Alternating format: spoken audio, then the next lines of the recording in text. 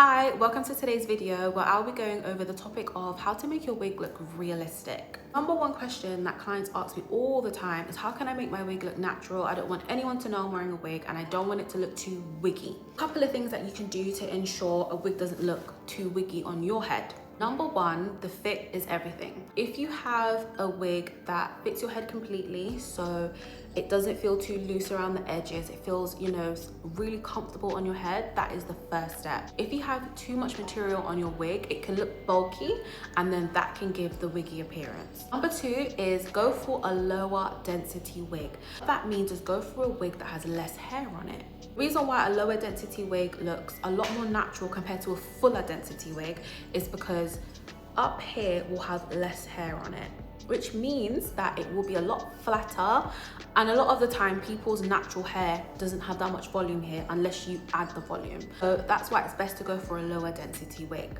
Let me show you two examples. So here I'm showing you two wigs. One is a really high density on the left, super thick, and the one on the right is super thin, very low density. So now you've got a low density wig. Number three would be lace construction. Now, when it comes to a closure wig, the construction of a closure wig is you have lace in the middle here, and then the rest of it is wefts. The wefts is what adds volume and bulk to your wig. The more wefts you have on a wig, the less lace you'll have, and the more lace you have, the less wefts you will have. For example, let's look at a full lace wig. This full lace wig is only lace, right? Which means that all of this can be manipulated to be so flat to the mannequin head because there's no wefts in it, right? Super flat.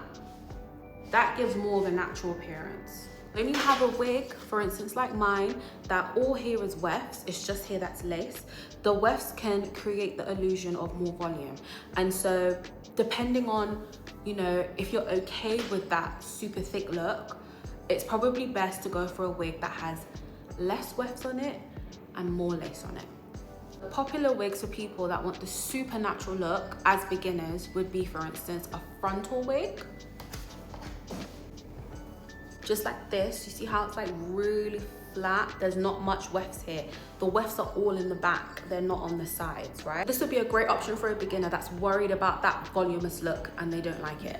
But at the same time, if you're a beginner and you're not worried about it looking too voluminous, you kind of actually like the volume, then you can go for any closure wig because closure wigs are easier to manage than a frontal wig. Got a video on that if you look through my playlist. It covers closure wigs versus frontal wigs versus full lace wigs. So watch those videos and you can kind of decipher which one would suit you better if you're looking for a new wig. And another point that would make your wig look wiggy is if you style it a certain way. Certain wave styles, right, can make the wig come out a bit. Now, it depends. If you like that look, go ahead, great. But if you don't like any sort of volume on your wig, if you want it to just look really flat and stuck to your head, you're probably better off only curling the ends of the wig. So when you're curling it, don't curl it too high. Curl it from halfway down and then the end will curl, or just have your wig straight, or just get a really low volume density wig, because then when you add waves it will just look flat anyway because there isn't much hair to work with. Also, layers, a lot of layers on your wig can make it look very full. For instance, it just looks so voluminous and big simply because of the layers and the way I curled it. But then if you look at my own personal wig, I haven't really added much layers. It's just very soft face framing layers. Because of that, it comes across as a lot flatter, even though this wig is a higher density compared to this. Originally, this wig was 150% density, but because I've layered it and curled it, it looks much thicker now. And then lastly, another thing that will make your wig look wiggy is the hairline. So for me personally, I don't like to do baby hairs. I don't like to do the pushback style. I'm very simple with my wigs. I like to wear them in a simple part down. I'll add curls, I'll add straightness to it, but that's pretty much it. When it comes to me wearing a wig, all I care about is this hairline looking as natural as it can look. For me, what that means is it depends on how you wear your wig. If you wear your wig just like this, all you need to focus on is making sure you have some makeup in this parting to match your complexion or a little bit lighter than your complexion to give the illusion of a scalp. And when it comes to the front part of your wig, make sure that you have tinted it to match your complexion. So if you have a very fair complexion, you probably won't need lace tint because the lace already comes pretty light. But if you have a deeper complexion than the lace, it's recommended to tint it or apply makeup that matches your complexion so it kind of, you know, blends smoothly. The difference between me and someone else that would like to wear their wig pushed back, so for instance, they like to have the whole baby hairs out, stuff like that, is they will need to make sure that every part that is on show looks immaculate, or else people will immediately see that you're wearing a wig, because at the end of the day, a wig is made with material that's not made from skin. So if somebody sees that material, if they don't know anything about wigs, they'll probably not question it, because they'll be like, okay, she's just done something extension wise to her hair.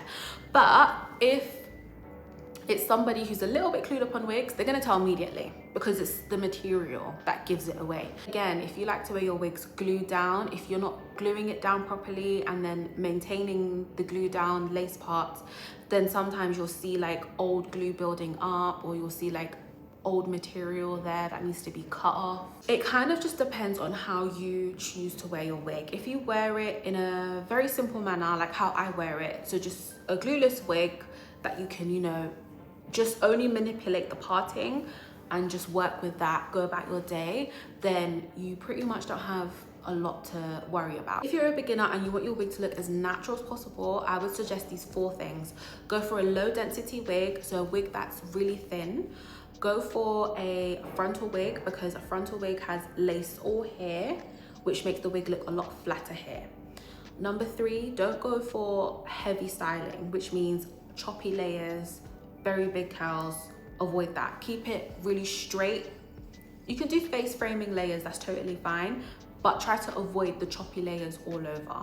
That will make your wig look bigger, basically. And number 4, keep it to minimal daily styling. So find your parting wherever you want it to be and just work with that.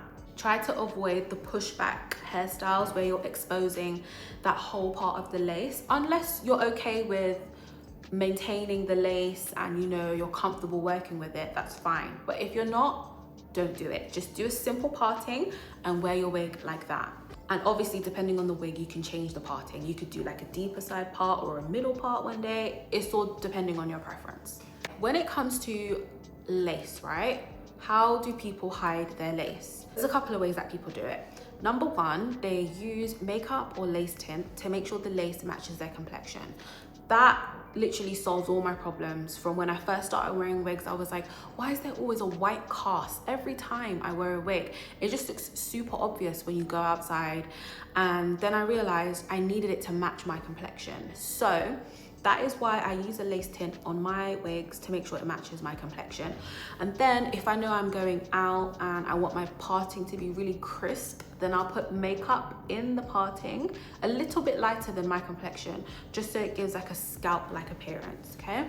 In terms of realistic expectations for wearing a wig, if somebody is really close to you, like they're standing like here and they're looking at your lace, they're probably gonna notice it. They might not know what it is if they're not clued up on wigs, but if they have some knowledge of wigs, they will know you're wearing a wig. It's good to be realistic about that expectation and to understand that as long as you're comfortable wearing a wig, everybody else, it's none of their business if you're wearing a wig. In that sense, that's something you have to come to terms with when you purchase a wig. If somebody is really close to me, they will see that lace. And obviously, if you manipulate it the best way you can, making sure the lace matches your complexion, the certain styles you do, the certain pictures you take, your camera settings, perfect. Nobody should really notice, but that's what happens online a lot. You'll get a lot of filtered pictures, filtered videos, and it makes you think that the lace looks so natural in natural daylight with the flash on the camera, and that's not the reality. A wig is made of material, and it is noticeable material if someone is close enough to you, or if you didn't manipulate it to match your skin exactly. Even if you try to make it match your skin exactly, if somebody is close enough to your scalp, they will see that material.